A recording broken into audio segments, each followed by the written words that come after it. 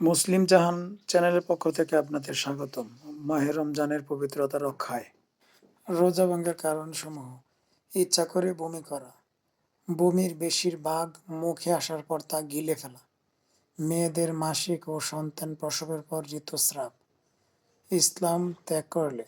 Glucose বা শক্তিবর্ধক injection বা saline দিলে, প্রস্রাব পায়খানার রাস্তা দিয়ে ওষুধ বা অন্য কিছু শরীরে প্রবেশ করালে, রোজাদারকে জোর করে কেউ কিছু খাওয়ালে, ইফতারের সময় হয়েছে ভেবে সূর্যাস্তের আগে ইফতার করলে, রোজা রাখা অবস্থায় স্ত্রীর সঙ্গে যৌন সম্পর্ক স্থাপন করলে, ভুলবশত কোনো কিছু খেয়ে রোজা ভেঙে গেছে ভেবে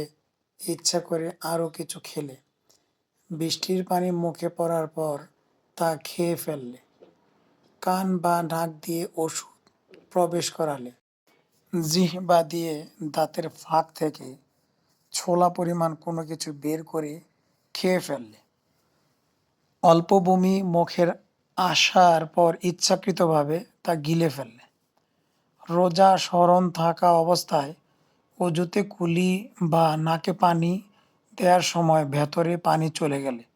ফাতোয়ায়ে শামী ও ফাতোয়ায়ে আলমগীরি।